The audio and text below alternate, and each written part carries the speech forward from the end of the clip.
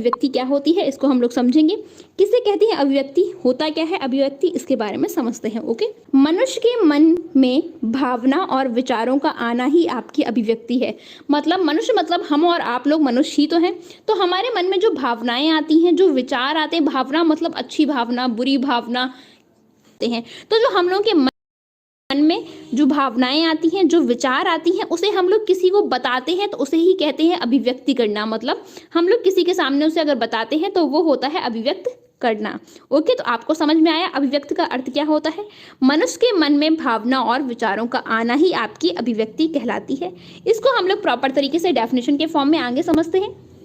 व्यक्ति जो कुछ अपने आसपास देखता है, सुनता है और नए नए भावों तथा विचारों की अनुभूति करता है और इन सबको दूसरों को बताने के लिए उत्सुक होता है। मतलब कोई व्यक्ति है, वो अपने आसपास बहुत सारी चीज़ें देखते हैं। हम लोग अपने आसपास बहुत सारी चीज़ें देखते हैं ना, कि यहाँ ये जा रहे हैं, वो जा रहे हैं, दिन भर में हम लोग बहुत सारी चीज़ें देखते हैं। साथ ही आप लोग बहुत सारी चीज़ें सुनते भी हो, जैसे कि आप यूट्यूब पे बहुत सारी चीज़ें सुनते हो, टेलीविज़न सुनते हो, टेलीविज़न पे बहुत सारी चीज़ें देखते हो, सुनते हो, उसके साथ ही आप लोग सॉन्ग वगैरह सुनते हो। और क्या होता है, नई नई हम लोगों के मन में विचार आते हैं, भावनाएं आती हैं, हम लोग कुछ ना कुछ सोचते रहते हैं। कोई भी चीज़ देखी उसके बारे में सोचना, कुछ ना कुछ हम लोगों के माइंड में कुछ ना कुछ चलता रहता है। तो ये क्या होता है, ये जब चलती रहती है, विचार हम लोग के चलते रहते हैं, भावनाएं चलती रहती है, तो हम लोग क्या करते हैं, इन सबको किसी ना किसी को बताते हैं ना। जैसे आपके बहुत सारे फ्रेंड्स होंगे, बहुत सारे आप लोगों की जो फैमिली में बहुत सारे लोग होंगे जिन्हें आप लोग अपनी मन की बातें शेयर करते हो। मतलब आपकी बहुत सारे सीक्रेट्स होते हैं जो आप किसी के साथ शेयर करते हो। साथ ही आपकी बहुत सारी बातें होती हैं जो आप किसी के साथ शेयर करते हो। साथ ही आप लोगों ने अगर कुछ देखा नया तो भी आप अपनी फ्रेंड्स को, अपनी फैमिली में बहुत सारे लोगों को बता, तो जो हम लोग किसी को बताते हैं उसे ही हम लोग कहते हैं अभिव्यक्ति। आप समझ रहे हो। इन सबको दूसरों को बताने के लिए उत्सुक होता है। दूसरों को अपनी बातें बताना ही अभिव्यक्ति है। अभिव्यक्ति मतलब होता है किसी से बातें शेयर करना, किसी को अपनी बात बताना ही आपकी अभिव्यक्ति कहलाता है। अभिव्यक्ति में आप कह सकते हो कि आप लोग एक इजी लैंग्वेज में हम लोग दूसरी डेफिनेशन देख लेते हैं। ये आपने पहली डेफिनेशन दी, दूसरी डेफिनेशन क्या है आपकी, दूसरी डेफिनेशन है अपने भावों और विचारों को दूसरे तक पहुंचाना या दूसरे से डिस्कस करना, शेयर करना ही आपकी अभिव्यक्ति कहलाती है। आपके मन में जो भाव हैं, जो विचार हैं, उनको आप दूसरे के साथ डिस्कस करते हो, शेयर करते हो, वही आपकी अभिव्यक्ति कहलाती है। ओके, ये आपकी इजी डेफिनेशन थी, वो हम लोगों ने वहाँ प्रॉपर डेफिनेशन समझी। तो दो डेफिनेशन आपने अभिव्यक्ति की देखी कि आखिर अभिव्यक्ति होता क्या है। अब हम लोग आगे देखते हैं, आगे समझेंगे हम लोग। अभिव्यक्ति के दो प्रकार से प्रकट किया जा सकता है। अभिव्यक्ति को दो प्रकार का, मौखिक रूप से और दूसरा जो है वो है लिखित रूप से। तो सबसे पहले हम लोग मौखिक रूप से समझेंगे, दूसरा लिखित रूप से। तो यहाँ हम लोग देखते हैं कि अभिव्यक्ति के कितने प्रकार होते हैं। अभिव्यक्ति को दो प्रकार से हम लोग शेयर और डिस्कस कर सकते हैं। पहला होता है आप मौखिक रूप से, मतलब आप मुंह से बता के किसी से शेयर कर सकते हो, जैसे कि आप फोन कॉल्स पे करते हो, जैसे कि आप वीडियो कॉल्स पे करते हो। तो क्या होता है, आप अपने मुंह से बोल के ही तो बातें डिस्कस करते हो। लेकिन एक लिखित फॉर्म में होता है जो हम लोग मैसेजेस के फॉर्म में करते हैं बात, या फिर कुछ और करते हैं। तो ये सब क्या होती है, ये सब आपके लिखित फॉर्म में होता है। तो इसको हम लोग प्रॉपर तरीके से समझेंगे कि अभिव्यक्ति क्या होती है, आगे समझते हैं। चलिए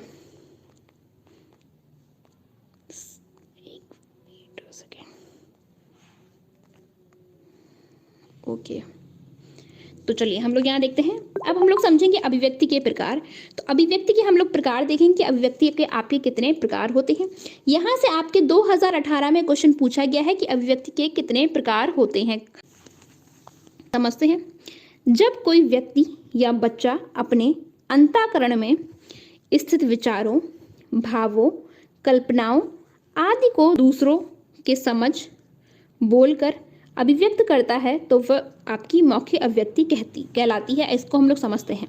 जब कोई व्यक्ति या बच्चा, कोई व्यक्ति मतलब आप किसी को भी कह सकते हो, बच्चा आप समझ रहे हैं, कोई आपका बच्चा है, वो अपने अंतःकरण में, अंतःकरण होता है मतलब आपके मन में स्थित, अंतःकरण का मतलब यहाँ आपको लिख लेना है, अंतःकरण का मतलब होता है मन में। ओके, कहीं कहीं अगर आपको टफ वर्ड हिंदी में भी दिखे तो आप उसकी उसका इजी फॉर्म में लिख सकते हो। तो अंतःकरण होता है मन में।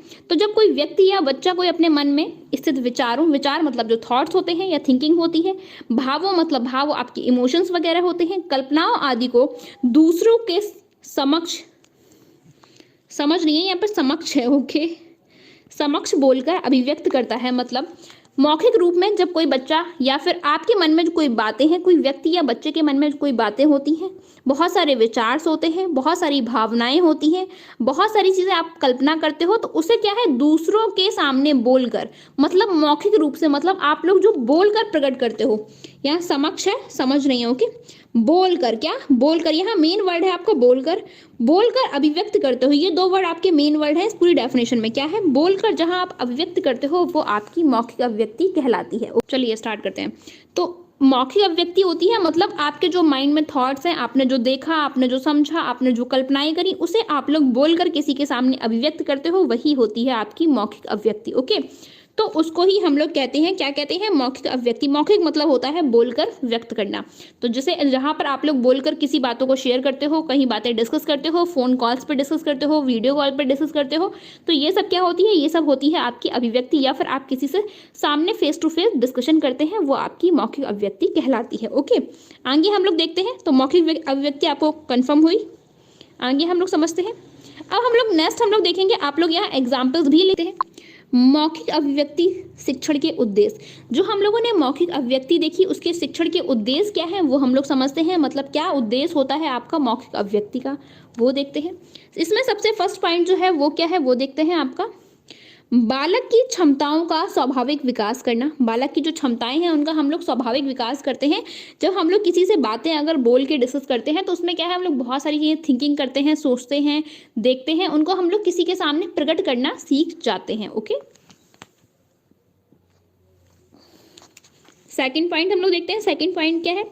बच्चों में भाषा अध्ययन की जिज्ञासा उत्पन्न करना। बच्चों के अंदर भाषा अध्ययन मतलब जब बच्चे पढ़ेंगे तभी तो वो किसी के सामने बोल पाएंगे ना, इसलिए बच्चों को भाषा अध्ययन करने मतलब सीखने के लिए ये आपका मौखिक अभिव्यक्ति बहुत ज़्यादा इंपॉर्टेंट होती है। जब बच्चा पढ़ेगा तभी तो वो किसी के सामने अपनी बात बोल पाएगा, इस वजह से आप लोगों की मौखिक अभिव्यक्ति होती है। और अगर बच्चा अपनी बात को बोल नहीं पाएगा तो फिर आप लोग कैसे बच्चे को पढ़ाएंगे। ओके, आगे देखते हैं। थर्ड क्या है? बच्चों का उच्चारण शुद्ध करना। जब बच्चे बोलते हैं तो उनमें उच्चारण में बहुत सारी गलतियां करते हैं, तो आप बच्चों की गलतियों को पकड़ सकते हैं कि बच्चा कौन सा वर्ड गलत बोल रहा है, कौन सा शब्द गलत बोल रहा है। तो ये किससे पता चलेगा? जब बच्चा बोलेगा तभी तो आपको पता चलेगा ना कि ये कौन सा वर्ड को गलत बोल रहा है या कौन से आपके शब्द को गलत बोल रहा है। ओके, आगे देखते हैं। फोर्थ पॉइंट है आप लोगों का बच्चों में तुरंत उत्तर देने की क्षमता उत्पन्न होती है। मतलब जब बच्चे बोलना सीख जाते हैं तो क्या अगर आप उनसे क्वेश्चन पूछोगे तो अगर बच्चा क्वेश्चन देने के आंसर देने लगा, मतलब जो आपने क्वेश्चन पूछा उसका बच्चा अगर आंसर देने लगा, तो क्या होता है, बहुत सारे बच्चे बोल नहीं पाते। बोल मतलब इन सेंस बोल लेते हैं, मुंह से बोल लेते हैं, लेकिन वो टीचर को आंसर नहीं बता पाते क्योंकि वो डर की वजह से या उनके अंदर बहुत ज़्यादा हेजिटेशन होती है। तो ये क्या है, मौखिक अभिव्यक्ति एक ही आपका उद्देश्य ये भी होता है कि बच्चों में उत्तर देने की क्षमता उत्पन्न करना। मतलब बच्चा अपने टीचर के सामने बोल पाए, अपनी बात को बता पाए, उसका क्वेश्चन का आंसर दे पाए, ये भी आपकी मौखिक अभिव्यक्ति का उद्देश्य होता है। ओके, आगे समझते हैं। फिफ्थ देखते हैं। फिफ्थ क्या है? बच्चों के संकोच तथा झिझक को दूर करना। मैंने अभी आपको हाल बताया था कि बच्चों के संकोच मतलब बहुत सारे बच्चे डर की वजह से टीचर के सामने या किसी के सामने नहीं बोलते हैं, या फिर वो मन ही मन सोचते हैं यार पता नहीं मैं सही बोल भी पाऊंगी, बोल पाऊंगा या नहीं बोल पाऊंगा। तो बहुत सारे बच्चे इसलिए बोलते नहीं। आप लोगों ने देखा होगा, आप लोगों के जो फंक्शंस होते हैं कॉलेज वगैरह में, उसमें बहुत सारे बच्चे पार्टिसिपेट नहीं लेते। क्यों? संकोच की वजह से। मतलब उनके अंदर झिझक रहती है, पता नहीं हम अच्छा कर पाएंगे या नहीं कर पाएंगे। लेकिन आप लोगों के जो कॉलेज के फंक्शंस होते हैं उसमें आपको पार्टिसिपेट करना चाहिए, जिससे आप लोगों के सामने आ पाए और उसके साथ ही आप लोगों का जो कॉलेज में है एक अलग ही आपकी पहचान बन पाए। उसके साथ ही आप अपने अंदर में, आपके अंदर जो चीज़ें हैं वो आप सामने वालों के सामने बता सकें। मतलब कि जब आप, ये आपकी पर्सनालिटी डेवलपमेंट भी कह सकते हैं कि आप जो फंक्शंस में पार्टिसिपेट करते हो तो वहाँ से बहुत सारी चीज़ें सीखते हो। कि अभी आपका जो कोर्स है हिंदी का अभ्यास कराना। मतलब जब बच्चा मौखिक रूप से अपनी बात बताता है तो क्या हो, धारा प्रवाह होता है, फ्लुएंट बोलना। फ्लुएंट मतलब फ्लो में बोलना।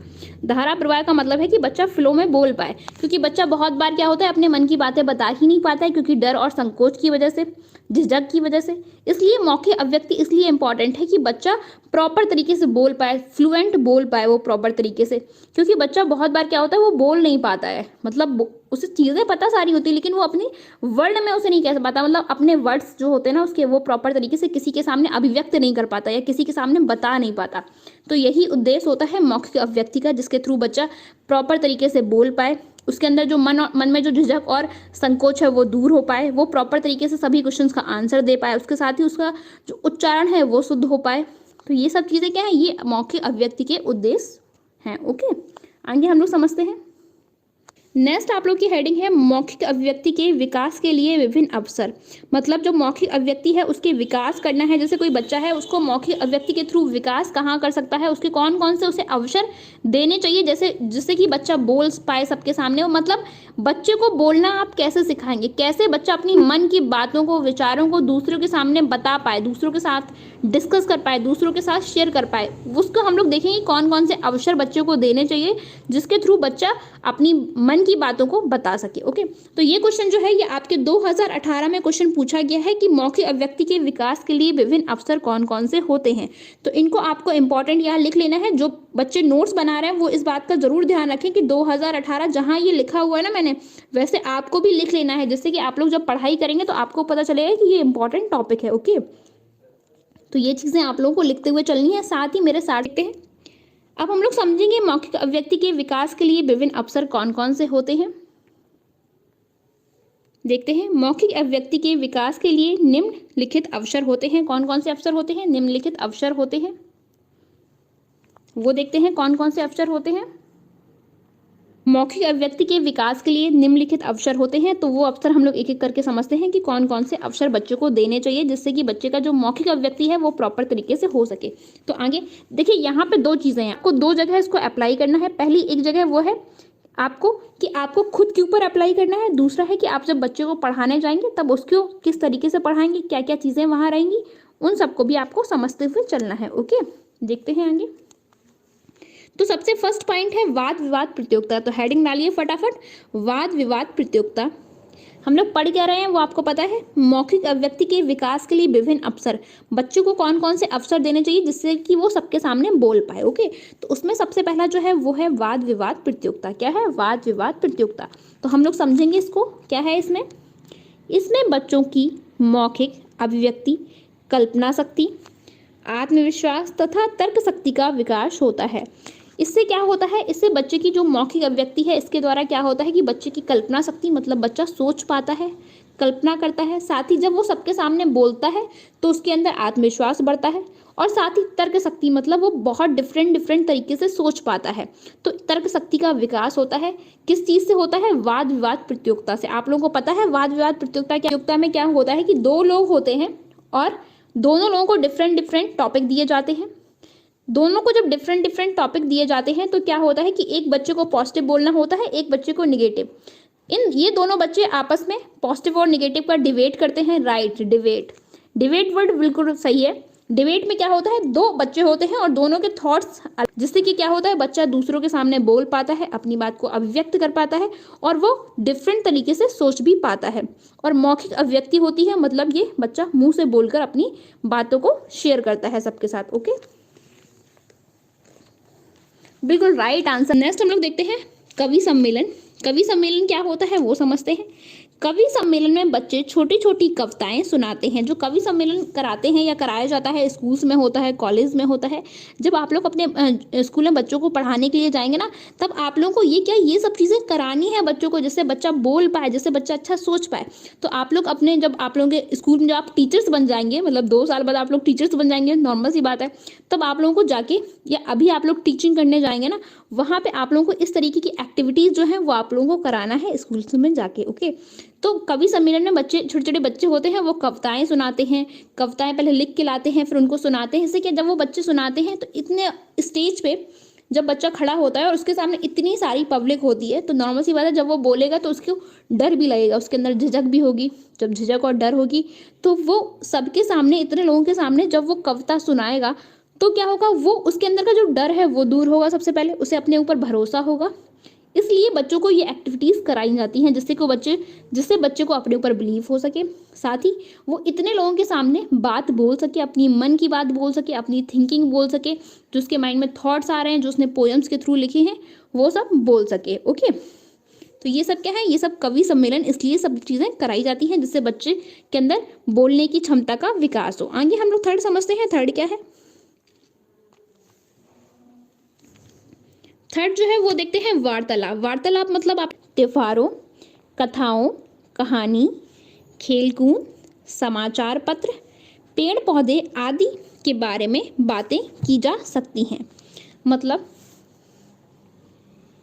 हाँ, बिल करना या राइट डिस्कशन करना, फेस टू फेस बातें शेयर करना, या फिर आप लोग कह सकते हो कन्वर्जेशन करना, उसके साथ ही आप लोग कह सकते हो बातचीत करना, ये सब आप लोगों को कहलाता है वार्तालाप। ओके, तो हम लोग समझते हैं वार्तालाप क्या होती है। इसमें बच्चों के साथ त्योहारों, कथाओं, कहानी, खेलकूद, समाचार, पेड़ पौधों आदि के बारे में बातें की जा सकती हैं। मतलब आप लोग बच्चों के साथ त्योहारों के बारे में डिस्कस कर सकते हो कि आप लोगों ने त्योहारों पे कपड़े खरीदे, क्या पहना, कैसा रहा त्योहार, कौन सा त्योहार हम लोग क्यों मनाते हैं, उसमें किसकी पूजा करते हैं।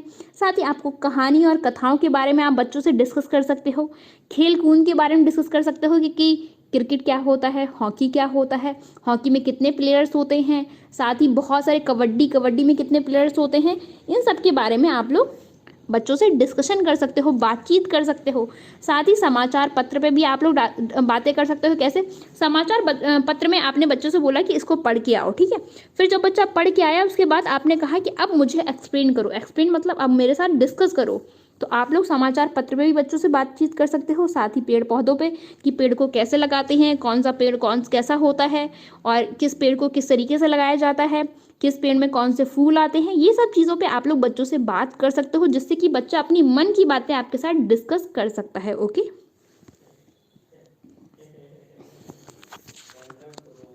आगे देखते हैं। इसमें बच्चे अपने मन के विचारों को बताते हैं। मतलब जब आप लोग उनसे बातचीत करोगे तो बच्चे अपने मन की बातें आपके साथ डिस्कस करेंगे। जब आप लोग पढ़ाने जाओगे ना तो ये चीज़ आप लोगों को बहुत ज़्यादा मिलेगी। बच्चे बहुत सारी बातें आप लोगों के साथ डिस्कस करते हैं। जब मैंने टीचिंग की थी तो जब मैं बच्चों को पढ़ाने जाती थी उस टाइम बच्चे पता है डेली कुछ ना कुछ स्टोरीज लेके आते थे। मतलब मैंने ये सब चीज़ें जो आपको बता रही हूँ ये मैंने जाके स्कूल में जाके अप्लाई भी की हैं। वहाँ मैं बच्चों से कहती थी कि आपको एक टॉपिक दिया है, कल आपको इस टॉपिक पर डिस्कशन करना है मेरे साथ। किसके साथ? मेरे साथ डिस्कशन होगा आपका। बच्चे टॉपिक लेके आते थे, स्टोरीज लेके आते थे, फिर वो मुझे सुनाते थे, मैम ऐसा, मैम ऐसा, मैम ऐसा।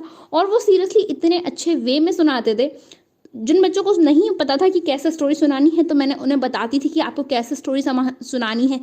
फिर जब आप उनके साथ फ्रेंड्स जैसा बिहेवियर करते हो ना तो वो इतने सारे सीक्रेट्स भी आपके साथ डिस्कस करते हैं। तभी मैं आप लोगों से कहती हूँ जो आप लोग स्कूल में टीचिंग करने जाएंगे ना, सीरियसली मतलब एक्सपीरियंस बहुत डिफरेंट होता है।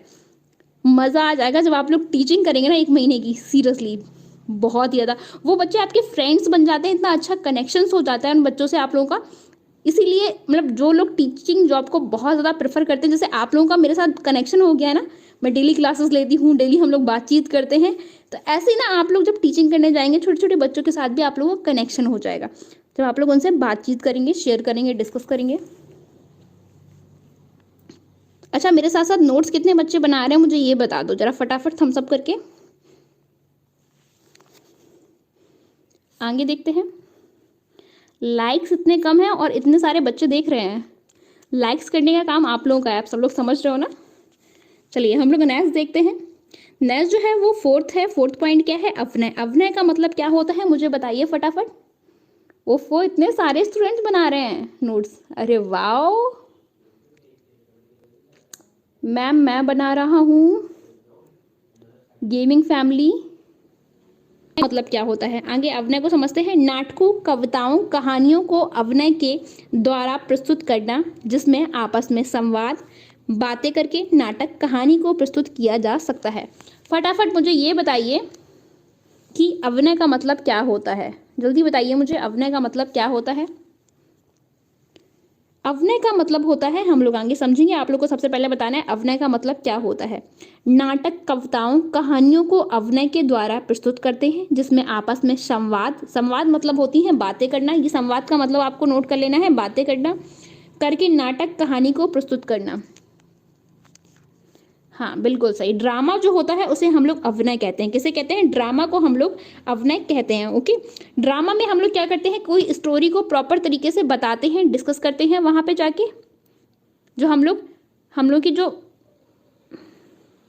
हाँ ओके, जब हम लोग जो आप लोग कॉलेज में फंक्शंस होते हैं, स्कूल्स में फंक्शंस होते थे, तो वहाँ पे क्या होता था, वहाँ पे आप लोगों के नाटक वगैरह, ड्रामा वगैरह कराया जाता था। तो किसी स्टोरी को ले लिया जाता था, उस पर सभी बच्चे ड्रामा करते थे, अपने अपने पार्ट्स में बच्चे अपनी चीज़ों को एक्सप्लेन करते, संवाद मतलब बताते थे, कहानी को प्रस्तुत करते थे। यही आपका अभिनय और नाटक कहलाता है, जिसके थ्रू बच्चा अपनी बात को बोल सकता है और वो सब इतने लोगों के सामने उसे बोलना आता है, इसलिए ये आपका अभिनय या ड्रामा कराया जाता है। ओके, दूसरा है आपका लिखित अभिव्यक्ति। लिखित अभिव्यक्ति क्या होती है उसके बारे में हम लोग डिस्कस करेंगे।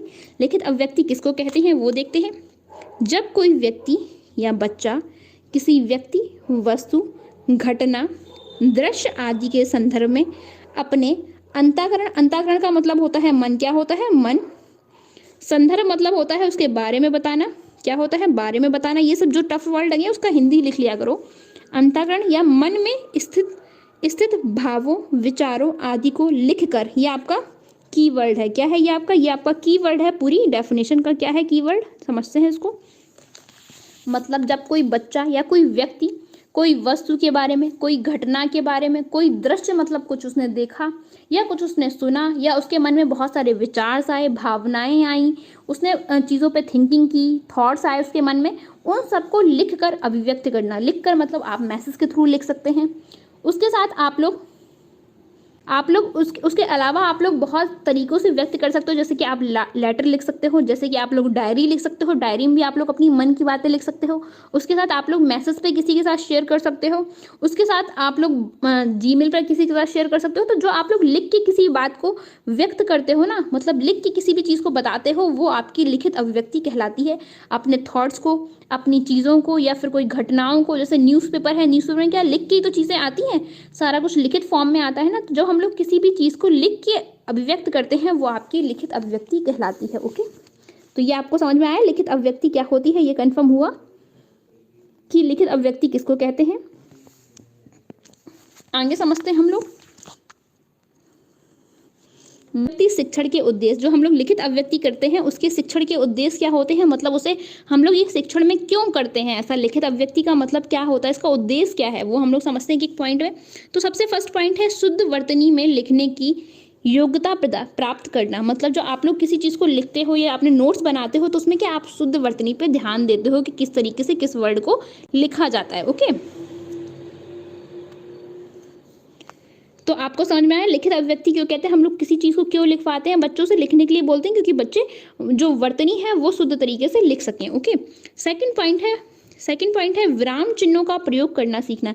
जब आप लोग लिखते हो तो आप लोगों को विराम चिन्ह का प्रयोग करना सीखना चाहिए, जैसे कि फुल स्टॉप हो गया, जैसे कि कॉमा हो गया, जैसे कि आपका अल्प विराम हो गया, अर्ध विराम हो गया। ये सब क्या है, ये सब आप लोगों के विराम चिन्ह होते हैं, जो कि अभी हम लोग, आपका ये टॉपिक है विराम चिन्ह, उसके बारे में हम लोग अभी आगे डिस्कस करेंगे। ओके, थर्ड जो है वो है आप लोगों का विषय को सही भाषा शैली और तार्किक क्रम में अभिव्यक्त करना। मतलब जो आप लोगों ने देखा होगा, जो आप लोगों की इसमें कॉलेज वगैरह में निबंध के कॉम्पिटिशन्स होते हैं, देखा आप लोगों ने, निबंध लिखवाया जाता है। कहा जाता है कि कोई आपको टॉपिक दे दिया जाता है, उस पर आपको निबंध लिखने के लिए कहा जाता है। तो ये भी आप लोगों की लिखित अभिव्यक्ति होती है, जहाँ पे आप लोग अपनी, जो आपके लोगों के मन में जो थॉट्स आते हैं उनको आप लोग एक निबंध के फॉर्म में लिख पाते हो। जो टॉपिक दिया होता है उस पर आप लोग निबंध लिखते हो। तो ये भी क्या है, ये भी आपके लिखित अभिव्यक्ति का उद्देश्य होता है, एक निबंध लिखवाना। ओके, आगे समझते हैं।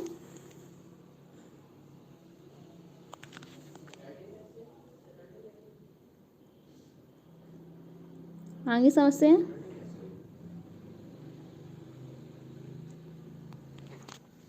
फोर्थ पॉइंट है आप लोगों का वाक्यों में सही शब्दों का प्रयोग करना। जो आप वाक्य वगैरह लिखते हो, जो आप निबंध वगैरह लिखते हो, तो आपको उसमें वाक्य प्रयोग करना भी आ जाता है।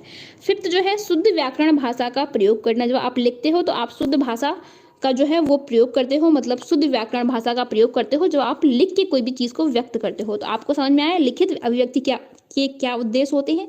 तो आपके लिखित अभिव्यक्ति के उद्देश्य होते हैं, टाइप्स होते हैं, कौन कौन से, तो वो हम लोग देखते हैं। एक नियमबद्ध अभिव्यक्ति, उसके साथ दूसरा जो है वो है आपका मुक्त अभिव्यक्ति। अब नियमबद्ध और मुक्त अभिव्यक्ति क्या होती है उसके बारे में समझते हैं।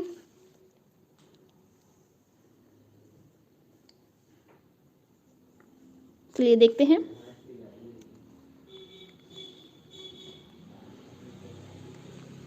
सबसे फर्स्ट हम लोग डिस्कस करेंगे नियमबद्ध अभिव्यक्ति क्या होता है।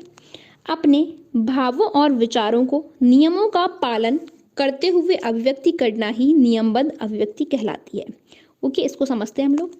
सबसे पहले हेडिंग डाल लेनी है नियमबद्ध अभिव्यक्ति। उसमें लिखना है अपने भावों और विचारों को नियमों का पालन करते हुए अभिव्यक्ति करना ही नियमबद्ध अभिव्यक्ति कहलाती है।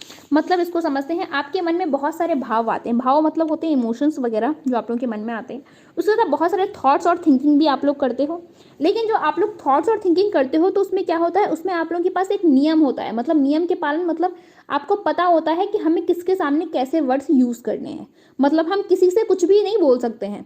हमें पता होता है कि अपने पेरेंट्स से हमें कौन सी बातें डिस्कस करनी है, किस तरीके से बोलना है उनसे, और कैसे उनकी हमें रिस्पेक्ट भी करनी। इसी तरीके से टीचर से आप लोगों को पता होता है, टीचर से हम लोग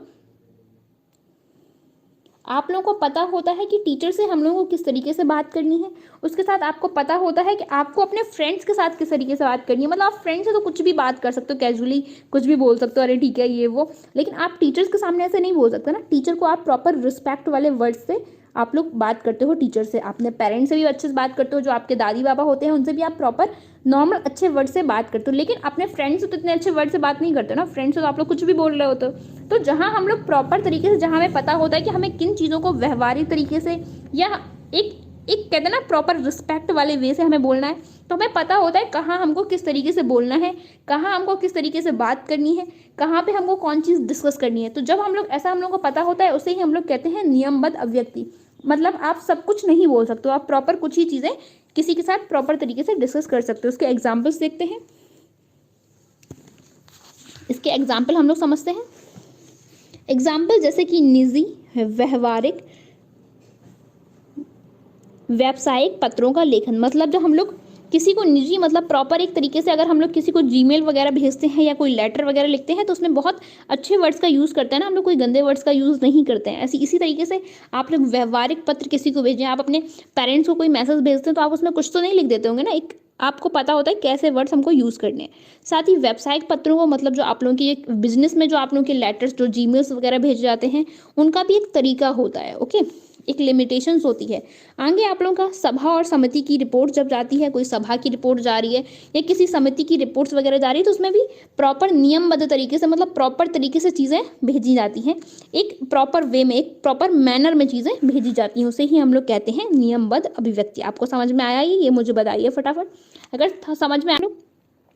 इसमें व्यक्ति या बच्चा भाषा संबंधी नियमों का पालन करते हुए स्वतंत्र रूप से अपने मन के भावों और विचारों को अभिव्यक्त कर सकता है। जैसे कि अपने फ्रेंड से बातें करना या फिर आप अपनी फैमिली में बातें करना, तो आप अपने मन की बातों को बता सकते हो ना। मतलब इसमें डेफिनेशन एक बार फिर से देखते हैं। इसमें व्यक्ति या बच्चा भाषा संबंधी नियमों का पालन करते हुए, मतलब भाषा मतलब जो आपको राइट लैंग्वेज है आपकी, उसकी जो आपको लैंग्वेज किस तरीके से बोलना है उस चीज़ को पालन करते हुए स्वतंत्र रूप से, मतलब आप लोगों को अब सोचना नहीं है कि हमें क्या चीज़ें से डिस्कस करनी। देखो सोच के तो हम लोग हमेशा ही बोलते हैं कि क्या चीज़ें हम लोगों को बोलनी है, बट एक होता है कि आप एक फॉर्म में लिखते हो, वो आपका नियमबद्ध हो गया। लेकिन एक आप प्रॉपर तरीके से अपने पेरेंट्स से बात करना, अपने फ्रेंड से बात करना या फिर अपने कोई क्लोजेस्ट वन से बात करना, ये सब चीज़ें क्या, ये सब आपकी मुक्त अभिव्यक्ति होती है, जिसमें आप लोग अपनी मन की बात प्रॉपर तरीके से बता सकते हो। यही आपकी मुक्त अभिव्यक्ति होती है। मुक्त मतलब होता है ओपन तरीके से आप किसी को अपनी बातें बता सको। एग्जाम्पल्स हम लोग देखते हैं। एग्जाम्पल क्या है देखते हैं। चित्रों को देखकर वर्णन करना, कोई आपने फिगर वगैरह देखा या कोई आपने पेंटिंग वगैरह देखी तो आप उसके बारे में बता रहे हो, यार पता है मैंने वैसी पेंटिंग देखी थी, पता है वहाँ मैं हिमालय पे गई थी या हिमालय पे गया था तो वहाँ पे ऐसा दृश्य था। तो इन सब के बारे में आप किसी को बता रहे हो, ये सब आपकी मुक्त अभिव्यक्ति होती है।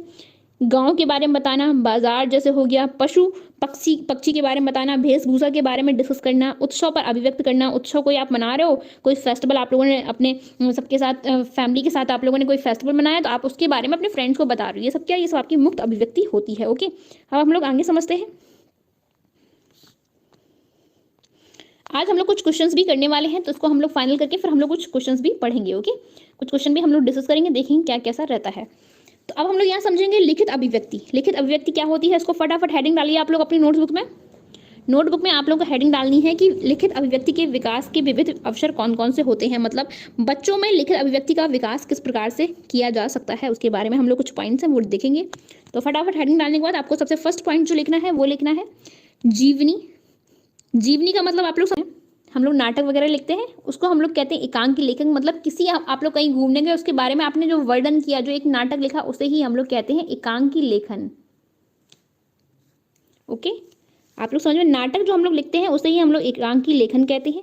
कहानी लेखन आपको पता है, कहानी लिखना ही आपका कहानी लेखन होता है। कविता लेखन जो होता है, कविता हम लोग जो कविता लिखते हैं उसे हम लोग कविता लेखन कहते हैं। तो यहाँ आपके सारे वर्ड्स क्लियर हुए। जीवनी, आत्मकथा, एकांकी लेखन, कहानी लेखन, कविता लेखन, ये सब क्या है?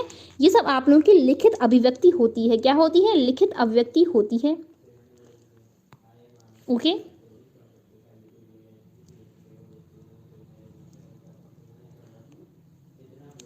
ओके, तो आप लोगों को समझ में आया लिखित अभिव्यक्ति क्या होती है? जीवनी, आत्मकथा, एकांकी लेखन, कहानी लेखन या कविता लेखन आदि के बारे में बताना ही आप लोगों की लिखित अभिव्यक्ति होती है। इसके द्वारा बच्चों से आप लोग उसकी मन की बातें जो है वो आप लोग लिखवा सकते हैं। ओके, नेक्स्ट है आप लोग पत्र लेखन। पत्र लेखन के द्वारा हम लोग लिखित अभिव्यक्ति कर सकते हैं। संवाद लेखन, संवाद लेखन आप लोगों को पता है, संवाद लेखन के अभी हम लोगों ने आगे ही डिस्कस किया था। संवाद लेखन के थ्रू भी आप लोग लिखित अभिव्यक्ति बच्चों से करा सकते हैं, उसके विकास करा सकते हैं।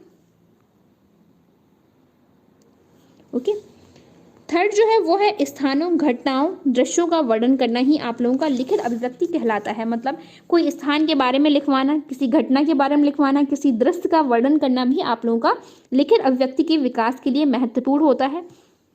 एकांकी लेखन में काफी सारे बच्चों कंफ्यूजन है। जो आप कह सकते हो एक अंक वाला नाटक होता है, या फिर आप इसको कह सकते हो कोई नाटक को लिखना ही आप लोगों की एकांकी कहलाता है। तो एकांकी कंफर्म हो गया। इसमें आप लोगों को थोड़ा कंफ्यूजन भी था। एकांकी आप लोग ये लिख लेना कहीं साइड से। तो आप लोगों को जीवन, आत्मकथा, एकांकी लेखन, कहानी लेखन, कविता लेखन आदि या पत्र लेखन, संवाद लेखन, इनके थ्रू जब बच्चा लिखता है तो अपने मन के भावों को, अपने मन के विचारों को एक प्रॉपर तरीके से लिख के बता पाता है। जैसे कि आप लोगों को असाइनमेंट मिला है, असाइनमेंट भी तो यही है। आपको समझ में आ रहा है?